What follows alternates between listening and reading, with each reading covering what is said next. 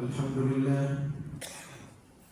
لله الذي بنعمته تتم الصالحات وبفضله تتزلزل الخيرات والبركات وبتوفيقه تتحقق المقاصد والغايات.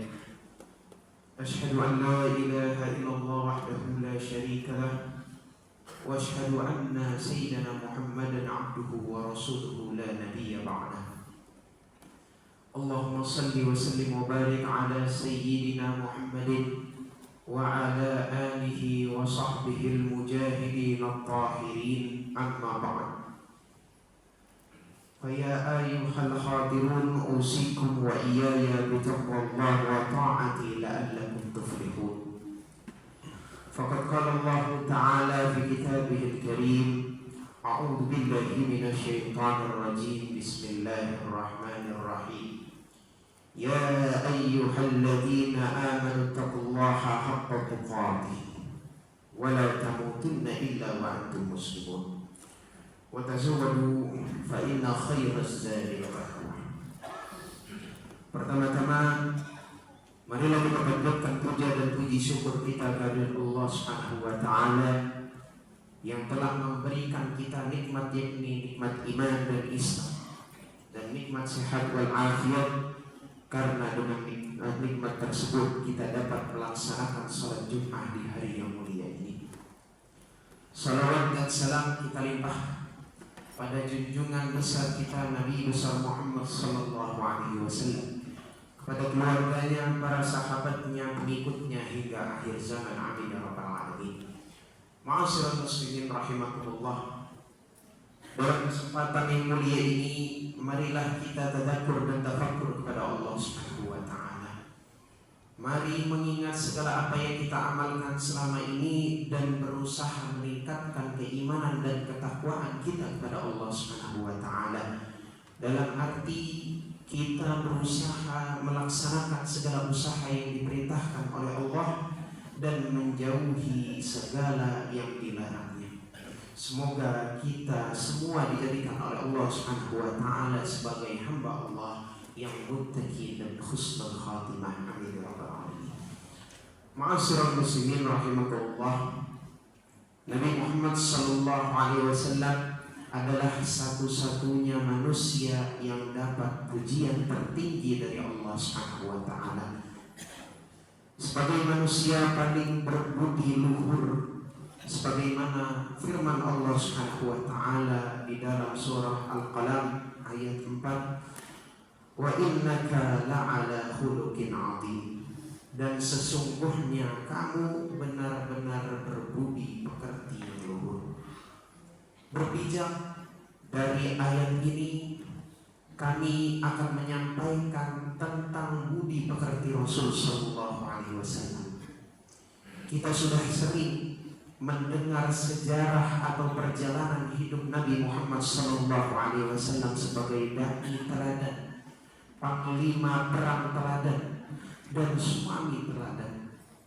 Pada khutbah ini kami akan menjelaskan sejarah Nabi Muhammad sallallahu alaihi wasallam dari sisi yang lain, yaitu sebagai entrepreneur yang teladan.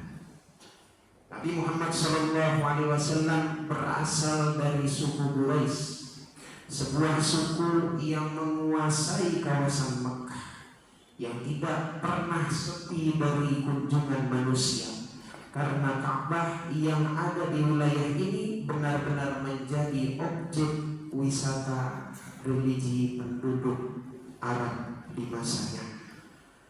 Abdul Muttalib sebagai kepala suku yang juga kakek dari Nabi Muhammad sallallahu alaihi wasallam ini memanfaatkan potensi ekonomi ini dengan membangun pasar-pasar dan kegiatan-kegiatan yang menarik pengunjung. Antara lain ada festival budaya di tengah pasar Ukas. Keberhasilan meralihkan atau meramaikan Makkah sebagai objek kunjungan membuat suku Quraisy terkenal dan disegani. Hubungan dagang yang terjalin semakin memperkuat hubungan kekerabatan dan diplomatik, sehingga kota Makkah terlepas dari penjajahan kerajaan Persia maupun Romawi. Hampir semua kerabat Rasul Shallallahu Alaihi Wasallam di Makkah adalah para pedagang. Ayahnya sendiri, Abdullah, juga bermitra dagang dengan para eksportir dan importir dari dan ke Makkah. Ketika Nabi Muhammad SAW berada dalam kandungan ibunya, sang ayah wafat saat melakukan perjalanan berdagang. Jadi darah bisnis ayahnya mengalir kepada Muhammad kecil. Aktivitas bisnis suku Quraisy di Makkah inilah yang digambarkan Allah Subhanahu wa taala di dalam surah Al-Quraisy ayat 1 dan 2. Li'ilafi Quraisyin ilafihim rihlatas sita'i was-sayf. Karena kebiasaan orang-orang Quraisy yaitu kebiasaan mereka berpergian pada musim dingin dan musim panas. Ma'asyiral muslimin rahimakumullah. Sebagaimana kita ketahui, Nabi Muhammad SAW lahir sebagai anak yatim. Inilah yang membuat Nabi Muhammad SAW kecil berlatih mandiri. Kemandirian ini sangat diperlukan sebagai mental awal bagi setiap wirausahawan. Selama 2 tahun ia berada dalam pengasuhan Halimah As-Sa'diyah. Perempuan ini selalu menanamkan pada Muhammad kecil kecerdasan sosial, yaitu kemampuan menjalin pertemanan dan kecepatan beradaptasi dengan lingkungan. Kecerdasan sosial ini merupakan mental kedua yang wajib dimiliki oleh wirausahawan setelah mental kemandirian. Ma'asyiral muslimin rahimakumullah. Kemudian Muhammad muda tidak pernah berhenti belajar. Ketika sang paman mengajaknya pergi berdagang keluar Makkah, ia mempelajari seluk-beluk perdagangan dengan seksama. Inilah pelajaran magang seorang wirausahawan, yaitu mampu menganalisis sirkulasi bisnis. Kecerdasan berbisnis yang diperoleh dari magang pada bisnis yang sang paman itulah yang membuatnya berani mengajukan proposal sebagai mitra dagang wanita terkaya di Makkah, yaitu Khadijah radhiyallahu anha. Setelah menjadi suami istri, harta Muhammad dan Khadijah dimerger hingga bisnisnya membesar. Tidak sedikit para wirausahawan melakukan merger bisnis dengan strategi pernikahan. Muhammad pun menjadi manajer sekaligus owner perusahaan dengan banyak mitra bisnis dan pelanggan. Untuk menjaga dan menjadi loyalitas mereka, Muhammad melakukan silaturahmi. Dari silaturahmi ini terungkap ragam permasalahan para mitra. Lalu Muhammad muda segera memberikan solusi kepada mereka. Nabi Muhammad SAW selalu memberikan jamuan istimewa kepada setiap customer yang menemuinya. Ia sangat terkenal sebagai penyambut tamu yang terbaik dan paling peduli kepada orang-orang kecil dan masyarakat ekonomi lemah. Nabi Muhammad SAW selalu memberikan jamuan istimewa untuk setiap customernya yang menemuinya. Ia sangat terkenal sebagai penyambut tamu yang terbaik dan paling peduli kepada orang-orang kecil dan masyarakat ekonomi lemah. Inilah yang menjadikan Khadijah berani memberikan jaminan bahwa Nabi Muhammad SAW tidak akan pernah menerima kesengsaraan apapun. Sebab ia selalu berpihak kepada kaum yang lemah.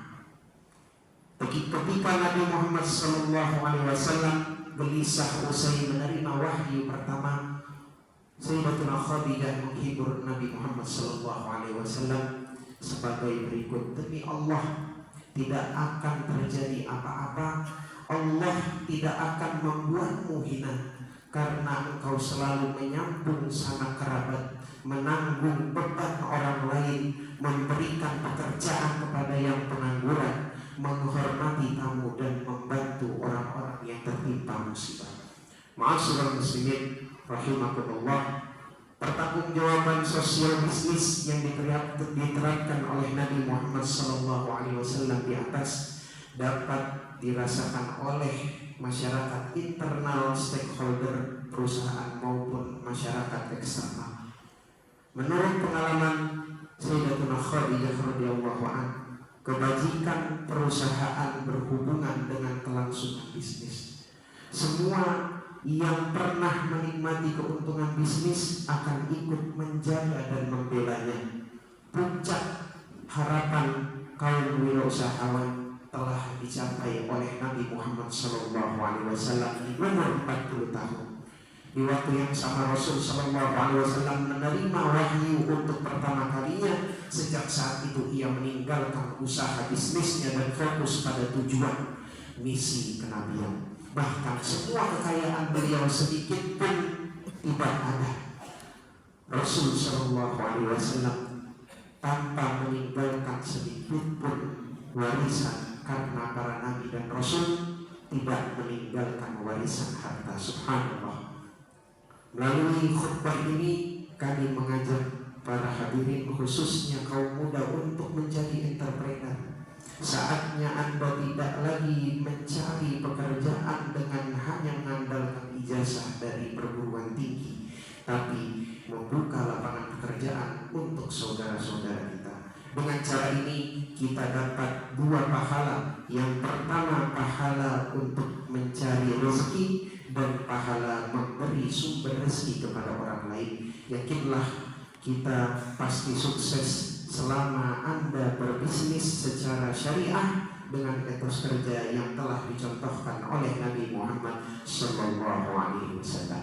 Ma'asyiral muslimin rahimakumullah, Rasul telah meninggalkan kita sosok teladan dari kepemimpinan yang telah memerdekakan umatnya dari zaman jahiliyah, yang menjadi panutan seluruh umat manusia telah tiada. Namun beliau mewasiatkan kepada kita dengan meninggalkan dua perkara. Rasul SAW bersabda, "Taraktu fikum amrayni ma in tamassaktum bihima lan tadillu abada, kitabullah wa sunnati Rasulillah SAW."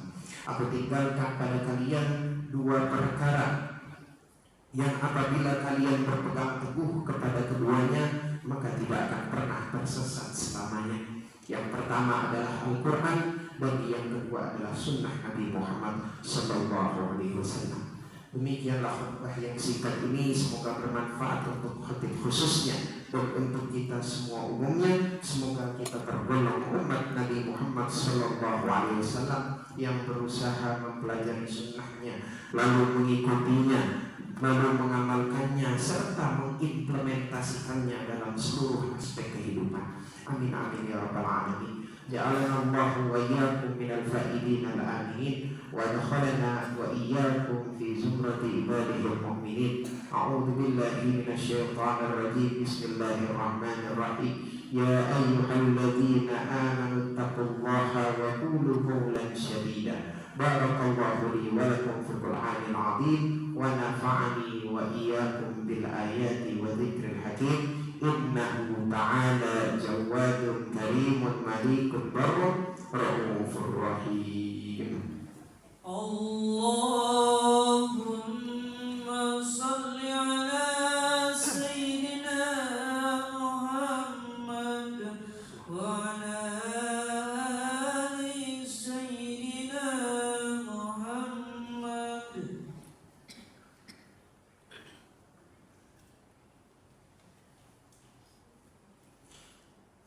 Alhamdulillahi ala ihsanihi, wa syukru lahu ala taufiqihi wa imtinanihi, wa ashhadu an la ilaha illallah wahdahu la syarika lah, wa ashhadu anna sayyidana Muhammadan abduhu wa rasuluhu da'i ila ridwanih. Allahumma salli ala sayyidina Muhammadin wa ala alihi wa ashabihi wa sallim tasliman katsira. Amma ba'd, fa ya ayuhan nas ittaqullaha fima amara wattahu amma naha wa'lamu anna Allaha amarakum bi amrin bada fihi bin nafsi wa thana bi malaikati bi qudsi wa qala ta'ala inna Allaha wa malaikatahu yusalluna 'alan nabi ya ayyuhalladzina amanu sallu 'alaihi wa sallimu taslima. Allahumma salli ala sayyidina Muhammad sallallahu alaihi wasallam wa ala ali sayyidina Muhammad wa ala anbiya'ika wa rasulika wa malaikatil muqarrabin warda.